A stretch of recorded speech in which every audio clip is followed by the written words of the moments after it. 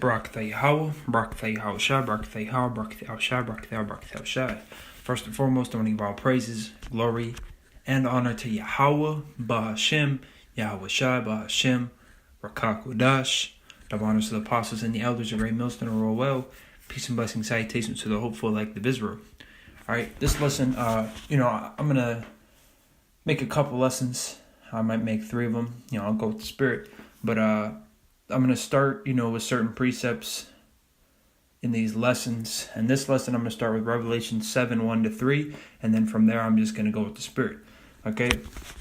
So this is Revelation chapter 7, verse 1. And after these things, I saw 4 angels standing on the 4 corners of the earth, holding the 4 winds of the earth, that the wind should not blow on the earth, nor on the sea, nor on any tree. And I saw another angel ascending from the east, having the seal of the living God. And he cried with a loud voice to the 4 angels, to whom it was given to hurt the earth and the sea. All right, we're talking about releasing that destruction. All right, saying, hurt not the earth, neither the sea, nor the trees, till we have sealed the servants of Yahweh in their foreheads. Okay? Now, first scripture that the Spirit's bringing to mind is Ezekiel chapter 9, verse 4. Okay? We're going to bookmark this to make sure that we keep coming back to this. Saying, hurt not the earth, neither the sea, nor the trees, till we have sealed the servants of Yahweh, of our Yahweh, well, really, of our God. Servants of Yahweh or of our God, all right? Because Yahweh is the true name of the Father, true name of the Son is Yahushua, okay? So the servants of our God in their foreheads, which is the elect, all right? So let's head to Ezekiel chapter 9, verse 4. And Yahweh said unto him, go through the midst of the city, through the midst of Jerusalem, and set a mark upon the foreheads, there's that word foreheads again, of the men that sigh and that cry for all the abominations that be done in the midst thereof. Now, is this mark a physical mark, like the mark in Revelations 13? No. Okay, because the mark in Revelations 13, the mark of the beast, is the RFID NFC microchip. All right, the microchip implant. Okay, that you get implanted under your skin, wherever it may be in your body. Okay, and this is a spiritual mark. This is a mark exempt from judgment. Okay, they're covered by the blood of the Lamb. Okay, because Yahushua died for the nation of Israel, but specifically the elect. Okay, so let me read this again. And Yahweh said unto him, go through the midst of the city, through the midst of Jerusalem, and set a mark upon the foreheads of the men that sigh and that cry for all the abominations that be done in the midst thereof. All right, let me read down. And to the others he said in mine hearing, go ye after him through the city and smite. Let not your eye spare, neither have ye pity. Okay, so anybody without the mark is going to die. All right. Slay utterly old and young, both maids and little children and women. But come not near any man upon whom is the mark, and begin at my sanctuary. Then they began at the ancient men which were before the house. Okay, and that's the point. And that is coming back. All right. All right, this is something that's going to happen. Because stuff like this has happened all throughout the Bible. Technically, starting really with the, I guess you could say starting with Noah, right? Because Noah technically he had like he built an ark, and he went in with Ham, Shem, and Japheth, and their wives and his wife, and they got saved from the flood. So he basically had the spiritual mark, right? And the flood killed everybody but him, right? Because I'm sure that flood could have destroyed that ark if Yahweh allowed it to, man. All right. And also another would be Lot and his 2 daughters, because remember his wife looked back and turned into a pillar of salt.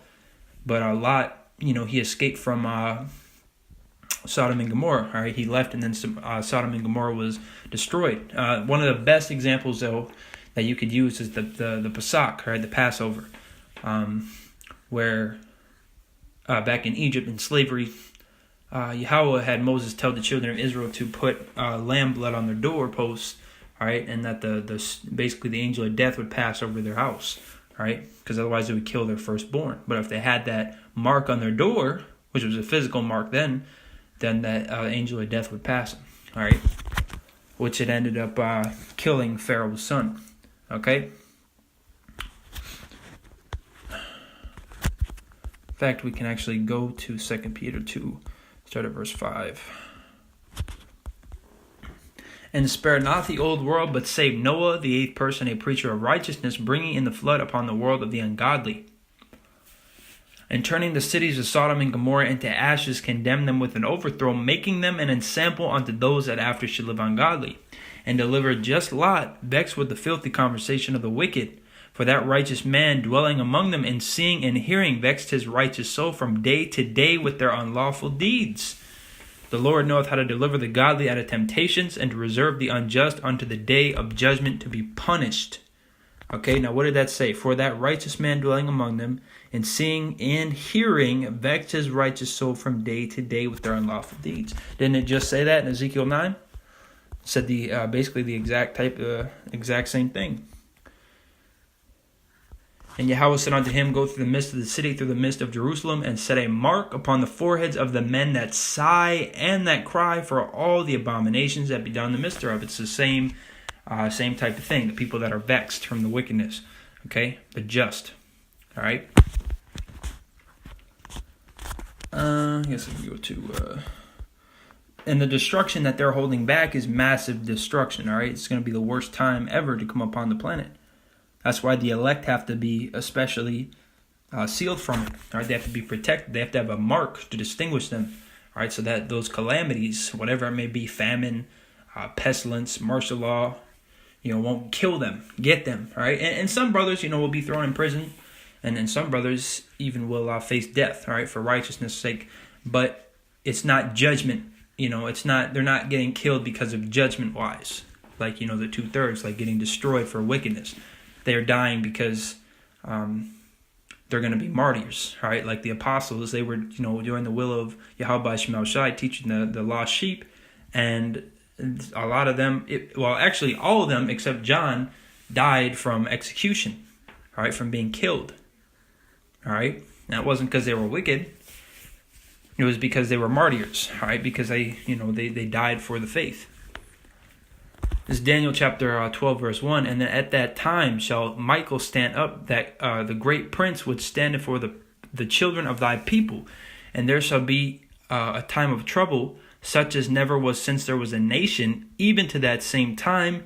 And at that time thy people shall be delivered, every one that shall be found written in the book. Okay? What book? The book of life. So who's written in the book of life? The elect. All right? The elect. This is 2nd Esdras chapter 9. I'll start at verse 1. He answered me then and said, Measure thou the time diligently in itself, and when thou seest part of the signs past which I have told thee before, then shalt thou understand that it is the very same time wherein the highest will begin to visit the world which he made. Therefore, when there shall be seen earthquakes and uproars of the people in the world, then shalt thou well understand that the Most High spake of those things from the days that were before thee, even from the beginning. For like as all that is made in the world hath a beginning and an end, and the end is manifest, even so the times also of the highest have plain beginnings and wonder and powerful works, and endings and effects and signs. Now listen, real good here. And everyone that shall be saved and shall be able to escape by his works and by faith. All right, because works without faith is dead. All right, and faith without works is dead. Whereby ye have believed, shall be preserved from the said perils, and shall see my salvation in my land and within my borders. For I have sanctified them for me from the beginning. That's the elect. Okay, it's all about the elect. All right, all about the elect. And the elect are going to be tried, all right, as a gold in the fire. We went over that. All right, but they're not going to be marked for judgment, for death, all right? Because the mark in Ezekiel 9 and 4, which, as a matter of fact, we might as well go into that.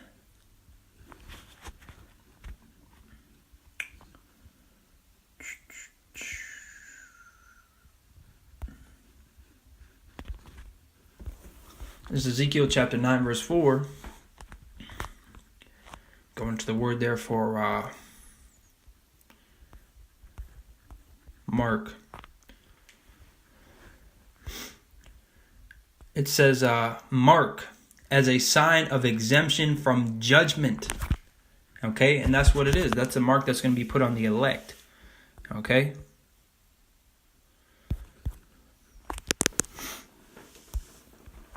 So let's go back to where we were.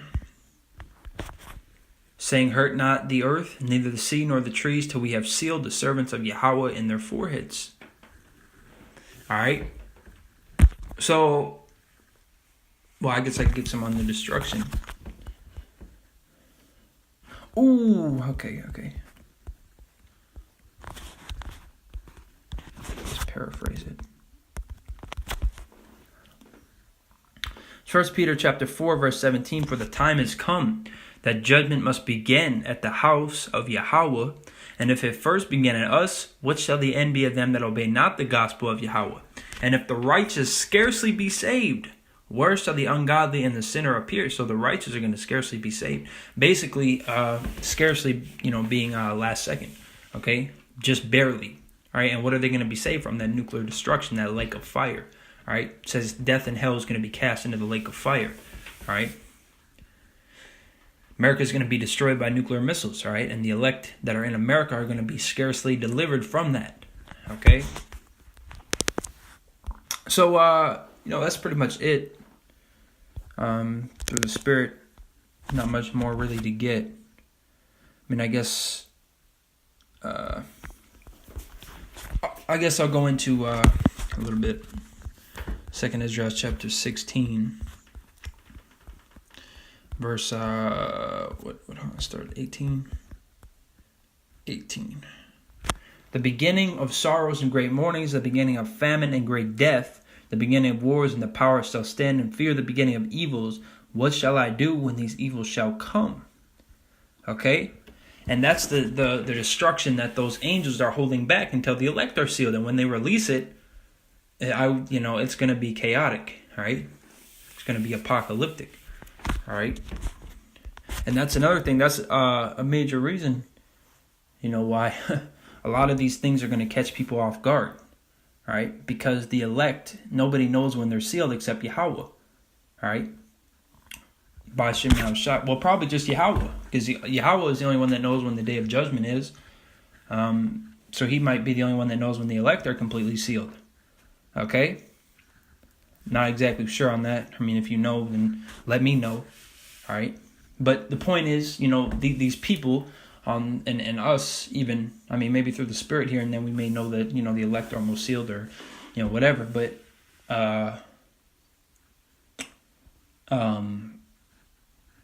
these typical people out here, they have no idea.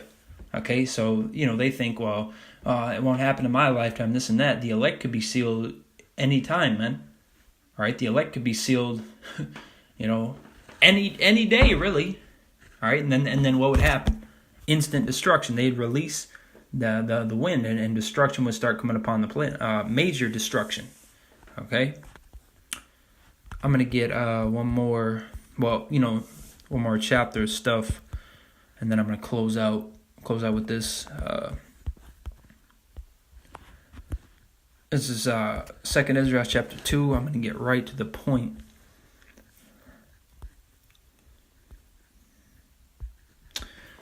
Verse 38. 2nd Ezra chapter 2, verse 38. Arise up and stand. Behold, the number of those that be sealed in the feast of the Lord, which are departed from the shadow of the world and have received glorious garments of the Lord. Take thy number, O Zion, and shut up those of thine that are clothed in white, which have fulfilled the law of the Lord. The number of thy children whom thou longest for is fulfilled. Beseek the power of the Lord, that thy people which have been called from the beginning may be hallowed. All right, that's the elect. All right, so with that said, I want to give all praises to Yahweh Ba'Hashem, Yahweh Shai Ba'Hashem, Rakakwadash. Double honors to the apostles and the elders, great millstone roll well. Peace and blessing, salutations to the hopeful elect of Israel. All right, keep pushing. Lord willing, we're of the elect. Lord willing, this is edifying. Shalom.